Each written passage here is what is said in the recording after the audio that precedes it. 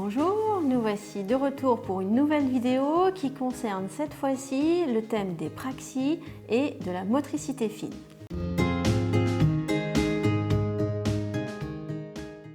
Dans un premier temps, on va expliquer ce qu'est une praxie.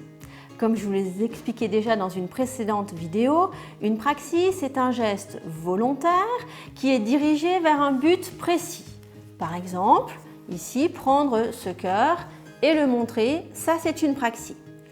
Ces praxies font intervenir la motricité fine, c'est-à-dire la motricité au niveau de la main.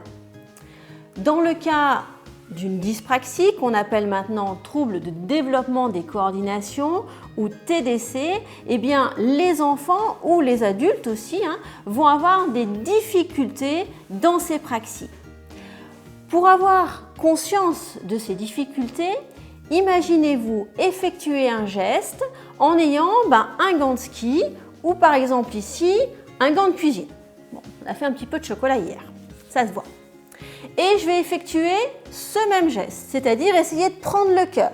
Et bien cette fois-ci, on va voir que je vais avoir beaucoup plus de mal pour saisir cet objet. Et ce n'est pas tout, malheureusement. Souvent, ce trouble va également s'accompagner d'un trouble de l'automatisation du geste, c'est-à-dire être capable d'effectuer un geste sans y penser et sans en avoir conscience. Je vais vous prendre un exemple. Lorsque vous êtes en voiture et que vous voulez démarrer au feu rouge, vous ne pensez absolument plus à toutes les actions que vous devez faire, telles que débrayer, rembrayer, passer la vitesse, arrêter de freiner, accélérer. Tout cela est inconscient. Et comme ce geste est automatisé, ça vous permet aussi de penser à autre chose pendant ce temps. Par exemple, regarder la route, regarder ce qui se passe et choisir la bonne direction pour votre voiture. Eh bien, pour les enfants et les adultes atteints de ce trouble, cette automatisation va être beaucoup plus difficile à obtenir.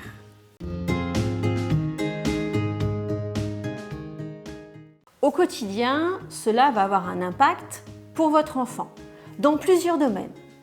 Dans les activités de la vie quotidienne, par exemple, manger, ce qui implique tenir ses couverts, s'habiller, mais également pour tout ce qui est la manipulation de petits objets. Par exemple, ici, ces perles. Mais également pour coordonner ces mouvements avec tous les membres qui composent notre corps, y compris coordonner ces deux mains comme je suis en train de le faire. Cela va également avoir des conséquences au niveau du graphisme pour écrire et former ces lettres d'une part, mais également, comme je vous l'indiquais tout à l'heure, pour automatiser le geste de l'écriture, c'est-à-dire être capable d'écrire tout en écoutant, par exemple, une consigne. Eh bien, pour ces enfants, c'est très compliqué. Ils sont tellement absorbés par le fait de bien former ces lettres qu'ils ne sont plus capables, qu'ils n'ont plus de ressources cognitives pour écouter ce qui se passe ensuite dans leur environnement.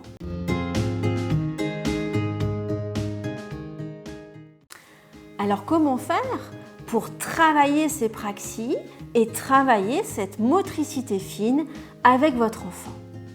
J'insiste une nouvelle fois, toujours le faire de manière ludique, avec l'approbation de l'enfant, en cherchant sa motivation aussi, et surtout, ne pas hésiter à l'aider s'il est en difficulté. D'une manière générale, vous pouvez travailler les praxies et la motricité fine avec votre enfant avec tous les jeux qui vont nécessiter une prise ou une manipulation du geste et un contrôle du geste. Vous avez sûrement à la maison plein de jeux qui peuvent travailler cette motricité. Par exemple, un grand classique ici, vous avez croque-carotte où il va falloir saisir les lapins et les mettre ensuite à la bonne place. Mine de rien, ça fait déjà travailler toute cette motricité fine. Mais on peut le travailler avec des jeux qui vont nécessiter une motricité fine plus importante. par exemple, là aussi un grand classique, le Docteur Maboul. Vous connaissez sûrement ce jeu, il existe en plusieurs versions et dans ce jeu, il va falloir aller saisir les petits objets. Et chaque fois que je vais toucher, eh bien, une petite lumière va s'allumer. Mine de rien, il va falloir être très précis, il va falloir contrôler son geste pour aller chercher la petite pièce sans trembler. Donc vous voyez que ce jeu est également très intéressant tout en étant extrêmement connu aussi. Il y a d'autres façons de travailler ces praxis. Par exemple, eh bien, on peut avoir ce genre de jeu où il va falloir aller saisir des petits objets dans un bol avec des pinces. On peut aussi aller chercher d'autres pinces, bien entendu, ou simplement avec les doigts. Là aussi, on fait travailler toute la dextérité et la motricité fine de la main. Je vous ai déjà parlé dans une autre vidéo pour le visio-spatial des petites perles. Eh bien, là aussi, ces petites perles vont permettre de travailler la motricité fine de la main. Soit on va les prendre avec les doigts, mais on peut également aller les chercher avec une pince. Et à ce moment-là, on va également beaucoup travailler le contrôle du geste pour aller placer la perle au bon endroit. Si c'est trop difficile pour votre enfant, pas de problème. Il existe aussi des perles un petit peu plus grosses et il y parviendra sans problème. Et ensuite, vous compliquez un petit peu avec des perles de plus en plus petites. N'oubliez pas, ne jamais mettre en difficulté votre enfant trop longtemps. Ensuite, en plus de tous ces jeux, eh bien, pensez surtout en cette période de confinement aux activités extérieures si vous avez la chance d'avoir un jardin. Et même si vous n'avez pas de jardin, vous pouvez également, même à la maison, planter des petites graines. On peut avoir des graines un peu grosses. Je vais chercher l'assiette.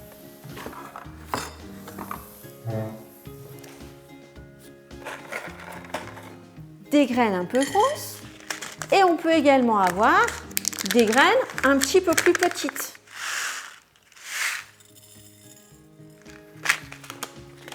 Si on demande à l'enfant de semer ses graines et par exemple de mettre 2 graines par pot, là aussi, il va falloir qu'il prenne toutes ces graines à l'aide de ses doigts et plus la graine est petite, plus c'est difficile pour venir planter ses graines.